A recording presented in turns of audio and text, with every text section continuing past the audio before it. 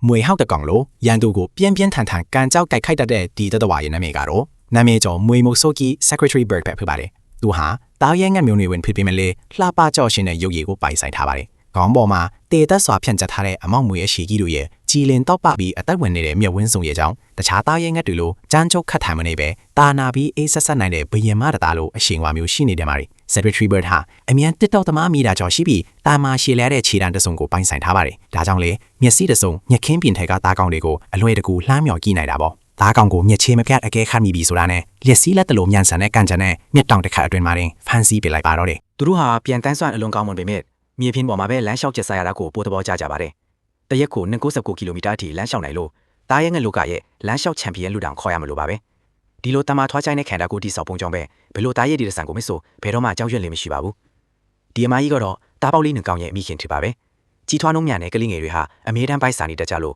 တားပေါက်လေးတွေအတွက်လိုအပ်တဲ့အာဟာရကိုဖြည့်ဆည်းပေးနိုင်ဖို့မိခင်ထသူဟာတကူတဲ့အဆက်မပြတ်အစာရှာထွားနေရရှာပါတယ်။မြတ်တောင်ဖြတ်ခဲလာအနေငယ်ကုန်လွန်သွားတဲ့အခါမှာတော့အတိုက်ထက်ကနေထွက်ခွာရမယ့်အရွယ်ကိုရောက်ရှိလာပါပြီ။သူတို့ဟာကိုယ်တိုင်သားကောင်ဖမ်းတဲ့အတပညာကိုသင်ယူရတော့မှာပါ။တားပေါက်တကောင်ကရှေ့ကနေတတိရှိရှိစတင်ဥဆောင်လိုက်တာနဲ့တခြားမောင်နှမတွေကလည်းနောက်ကနေထက်ချက်မခွာလိုက်ပါလာကြပြီးမျိုးဆက်တဲ့မြွံမှုဆိုလေးတွေရဲ့ပထမဆုံးအမဲလိုက်ပွဲကြီးစတင်ပါတော့တယ်။သူတို့ဟာမြခင်းပြင်ထဲမှာဖေသားကောင်ကိုမှလက်မသွားစီဖို့တတိကြီးစွာနဲ့ရှာဖွေနေကြပါတယ်။ဒါပေမဲ့အတွေးချုံရှိသေးတဲ့အမဲလိုက်အစစ်ဆက်နေတဲ့အထက်တော့ထင်းတလောက်မလွယ်ကူလာပါဘူး။တဏီကုံပန်းပန်းနဲ့အလူရှာလိုက်ပြီးတဲ့နောက်မှာတော့လိပ်ပြတကောင်ဒါမှမဟုတ်ရင်အိမ်မြောင်လေးတကောင်လောက်ပဲဖမ်းမိပါတော့သေးတယ်။ဒီလိုအရေးကြီးတဲ့အချိန်မှာပဲမိခင်ဖြစ်သူကအချိန်ကိုက်ရောက်ရှိလာပြီးကူညီပြီးပါတော့တယ်။လေးများပြတ်သားတဲ့တိုက်ခိုက်မှုတစ်ခုနဲ့အတူထိမ့်လိုက်တကြားထပ်ပြေးနေတဲ့ကြွက်တကောင်ကိုအပိုင်းချုပ်ဖမ်းဆီးပြလိုက်ပါတယ်။တကယ်တော့ကြွက်လိုနိုးတိုက်တတဝါအေးဆိုတာဒီငှက်တွေအတွက်အမီးအစိတ်ပဲရှိပါသေးတယ်။အတွင်းရေးမှုငှက်တွေရဲ့အကြိုက်ဆုံးပင်မာဟင်းလျာကတော့အစိတ်ပြင်းငွေတွေပဲဖြစ်ပါတယ်။သူတို့ရဲ့ခြေထောက်တွေမှာ